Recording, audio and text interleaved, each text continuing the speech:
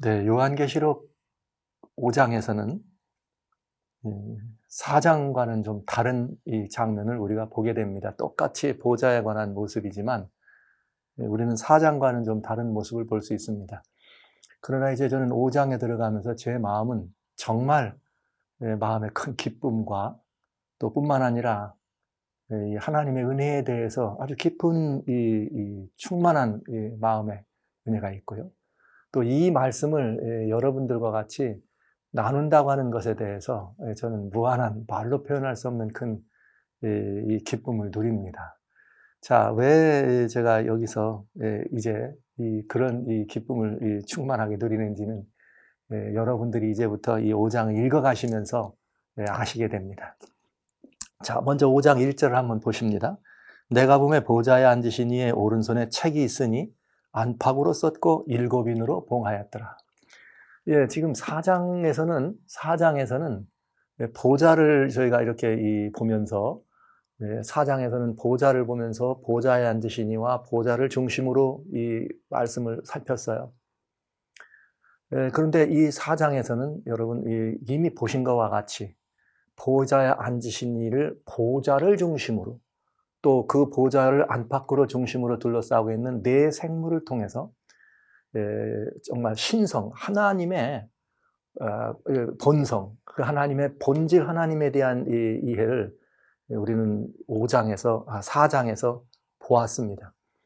그래서 그 하나님의 인격적 속성, 즉 관계하시는 하나님의 인격적 속성을 보게 됐고요. 또 그 하나님의 정말 이 절대적인 속성이 무엇인지를 5장을 통해서 본 것이에요. 그러면서 특별히 보좌 위에 둘러져 있는 이 보석 같은 이 빛들을 통해서 하나님의 사랑과 공의가 어떤지를 보았고, 또 네 생물을 통해서, 이 특별한 네 생물을 통해서 우리 하나님께서 이렇게 하나님의 그 모든 이 본성을 계시하는데 이 네 생물은 적절하게 하나님의 모습을 본성적 모습을 보여주고 있음을 보았습니다. 그리고 또 이어서 이 네 생물과 24장로들이 두 번의 찬양을 그곳에 넣으면서 하나님의 절대적 속성에 관한 우주의 주인이요 주권자인 창조주 하나님에 관한 이야기를 여기 4장에서 우리가 본 것입니다. 그런데 이제 이 5장에서는 하나님의 아버지 하나님의 모습을 4장에서 보았다면 그 아버지 하나님의 모습이 나타나는 것이 아니라 5장에서는 그 아버지 하나님의 그 놀라우신 사랑의 속성이 5장에서는 이제 어떻게 펼쳐지는가 읽으면서 이제 이 펼쳐지는 과정을 보게 될 것이에요. 그래서 천지를 창조하신 창조주 하나님의 주권적 모습과 그 인격적 속성이 4장에 드러났다면 5장에서는 구원의 하나님, 구속의 하나님, 그리고 그 구원의 열매가 어떻게 우리들에게 주어졌는가에 대한 대단히 중요한 이 말씀을 5장에서는 보게 되겠습니다. 그래서 저는 사실 요한계시록은 이 4장과 5장이 가장 중요한 이 계시의 이 핵심에 된 부분이라고 이렇게 말씀드리고 싶어요. 왜냐하면 요한계시록 4장과 5장은 정말 왜 사단이 이 계시록을 보지 못하도록 하여야만 했는가에 대한 이야기를 우리가 알게 됩니다. 이런 정말 흥미진진하고 은혜가 넘치고 하나님의 역사가 풍성하신 이 말씀을 저희들이 5장을 열면서 한번 살펴보도록 합니다. 여기 보니까 보좌에 앉으신 1절에 보좌에 앉으신 이의 오른손에 책이 있는데 안팎으로 썼고 7인으로 봉하였더라. 7인으로 봉한 책이 그 오른손에 있는 걸 보게 된 것이죠. 예수님의 오른손에는 7교회를 볼 때 별이 있었습니다. 근데 여기 보좌에 앉으신 이의 오른손에는 7인으로 봉한 책이 있습니다. 이게 좀 다르죠? 도대체 이제 이 책이 무슨 책일까? 우리는 이 책에 대해서 여러 가지 얽힌 사실들을 좀 봐야 합니다.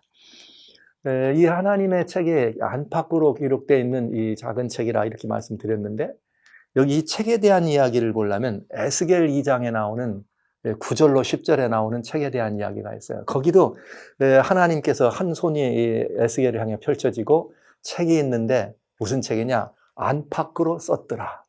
그리고 그 안팎에 기록된 것은 애가와 애곡과 여기 들어있는 이 재앙의 말이 기록되었더라. 그렇게 되어 있습니다. 에스겔이 받은 책은 이 재앙의 이 안팎으로 기록된 재앙의 책이었어요. 받아 먹으라. 뭐 이런 말씀이 보죠.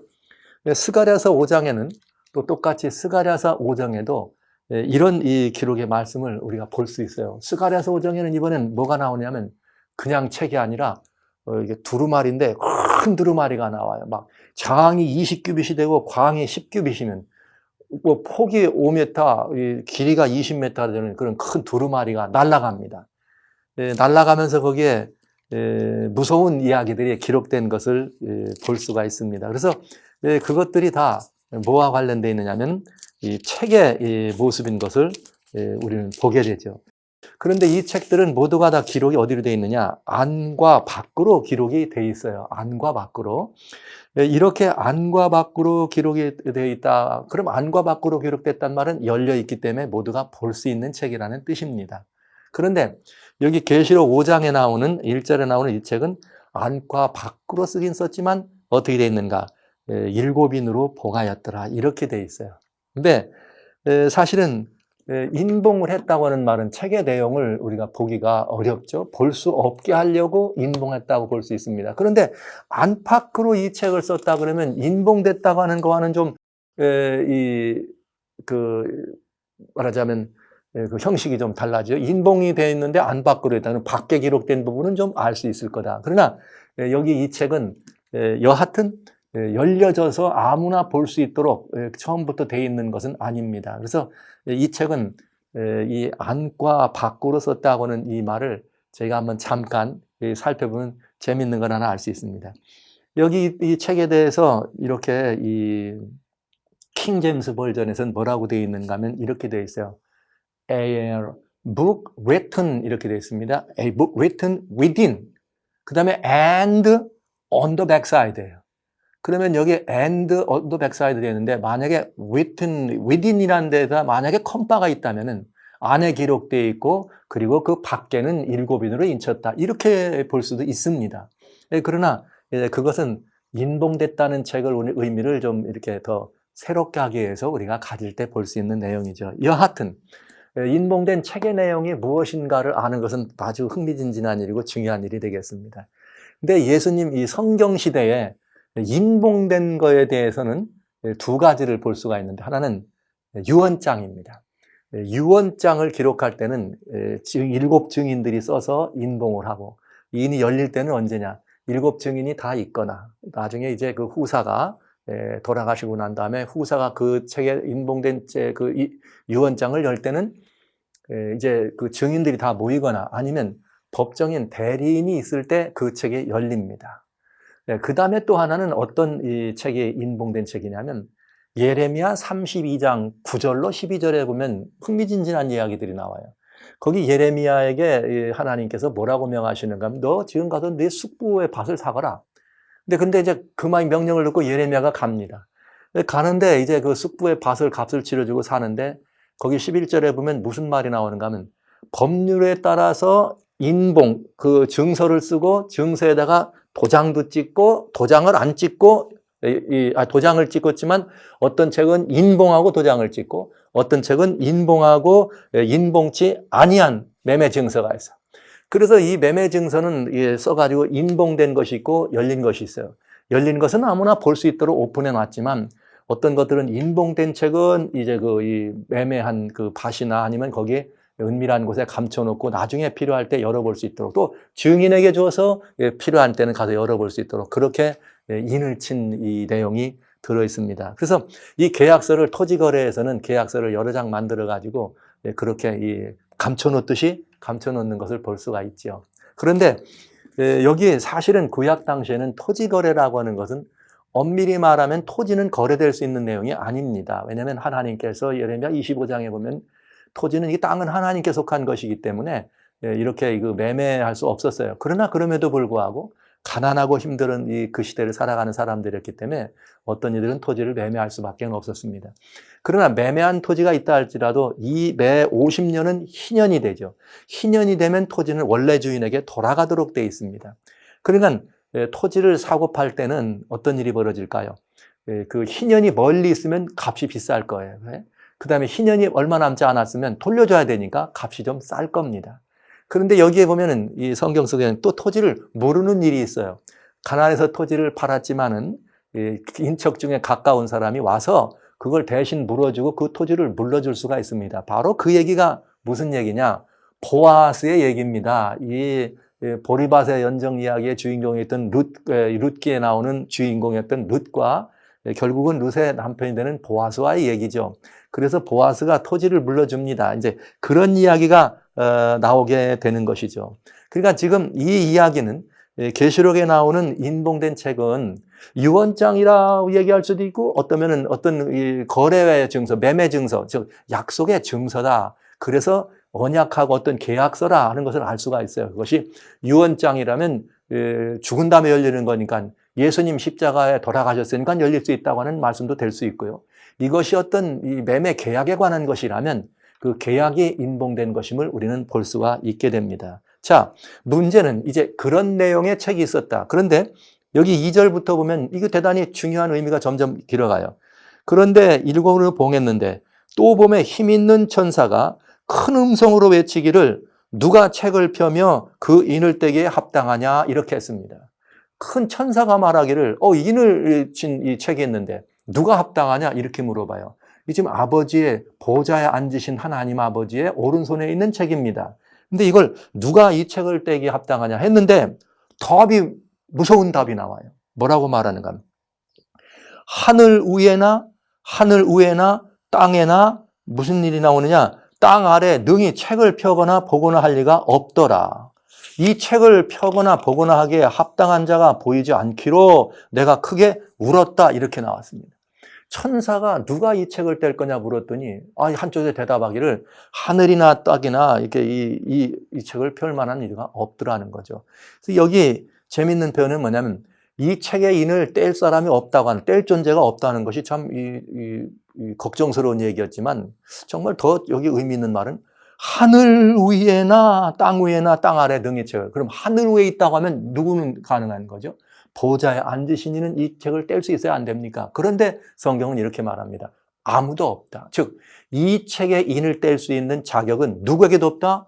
보좌에 앉으신 하나님에게도 없다고 하는 말입니다. 무서운 답이죠. 정말 답답한 마음, 당황하고 놀랄 수밖에 없는 이야기였습니다. 이 이야기를 들을 때 너무나 당황하고 놀랐기 때문에 요한은 크게 울었다 이렇게 표현합니다. 요한이 이 책의 인을 뗄 사람이 없구나. 그러니 이가 크게 울었어요. 그러니까 이것은 뭐냐면 이 책의 인이 떨어지는 것이 인간의 어떤 그 인류의 인생의 운명과 크게 관련되어 있는 것임을 암시할 수 있는 것이죠. 이게 굉장히 의미심장하지 않습니까?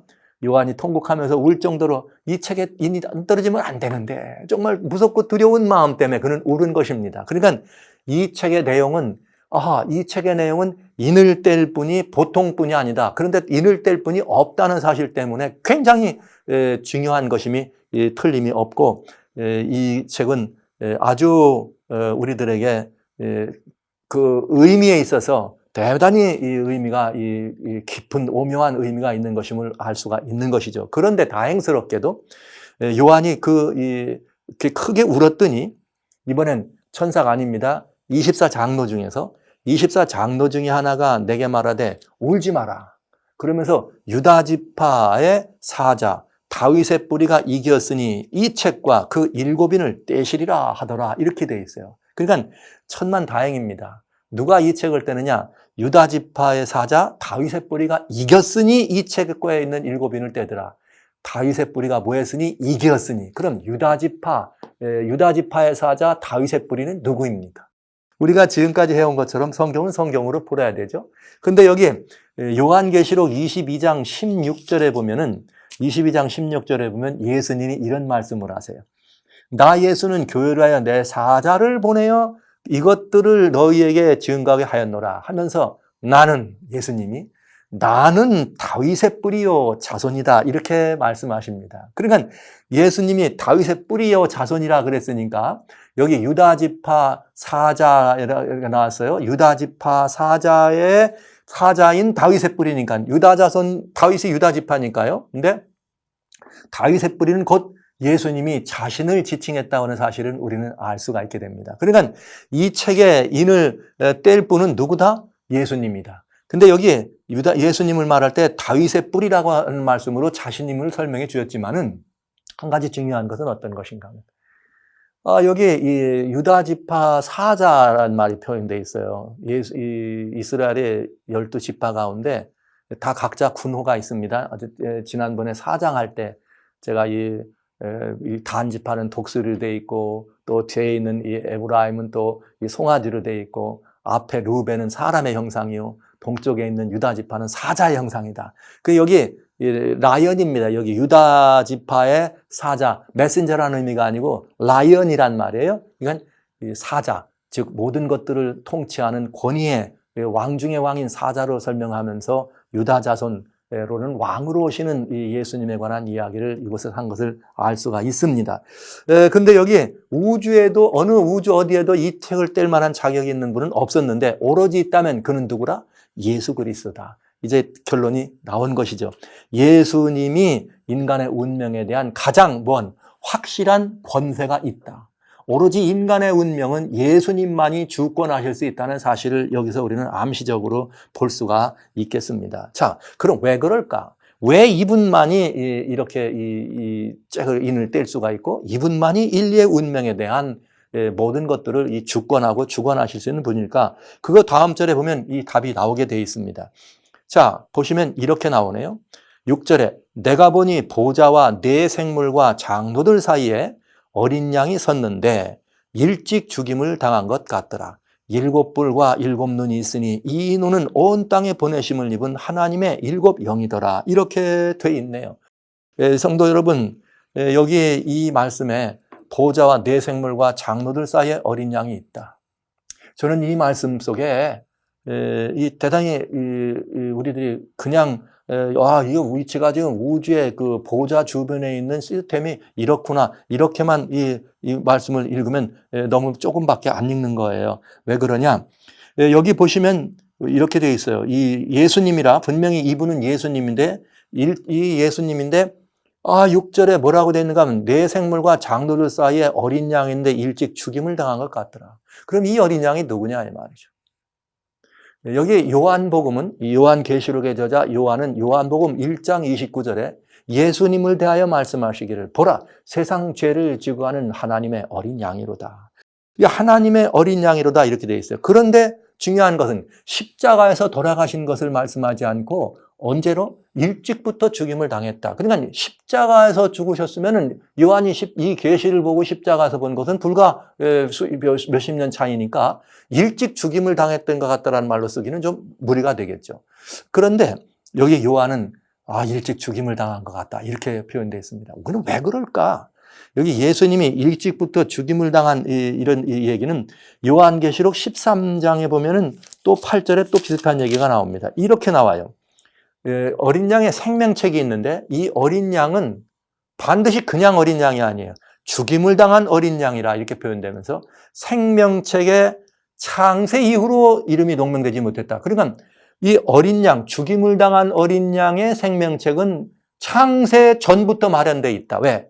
창세 이후에는 거기에 기록되는 거니까 책의 존재는 죽임을 당한 어린 양의 존재는 창세 이전부터라야 된다 이 말이죠. 그래서 예수님이 일찍부터 죽임을 당한 어린 양으로 우리들에게 자신을 계시하는 하늘의 모습에서 이 하늘의 모습에서 우리가 알 수 있는 매우 중요한 것이 있습니다. 예수님이 돌아가신 것은 십자가에서 돌아가셨습니다. 예수님은 십자가에 돌아가셨었지만은 실제 예수님이 죽임을 당한 어린 양으로 표현될 때는 예수님의 이 죽음을 당하셨다고 하시는 이 예표는 이 상징은 창세 전부터 되어 있다. 그럼 그게 어디 있는가?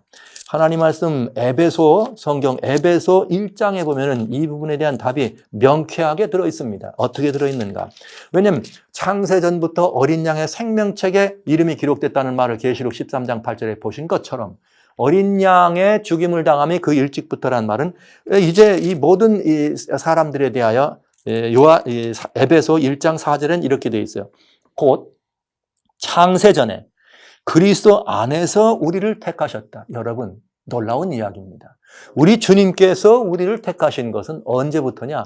창세 전부터입니다. 그러면 창세 전부터 우리를 택하셨다는 말은 이미 예수님은 그 상징적으로 예수님은 의미상 언제부터 죽임을 당한 양으로 예표되고 있어요? 창세 전부터 우리를 당신의 보혈로 우리를 사실 것을 이미 예표하시고 상세 전부터 우리는 그 일이 이루어진 것을 알게 됩니다. 그래서 이 이야기를 베드로전서 1장 18절로 20절에 이 얘기가 또 자세히 설명되어 있어요. 또 특별히 19절로 보면 우리가 구속된 것은 우리가 죄로부터 이렇게 구속된 것은 오직 보배롭고 흠없는 그리스도의 그 보배로운 피로 말미암아 우리가 구속됐습니다.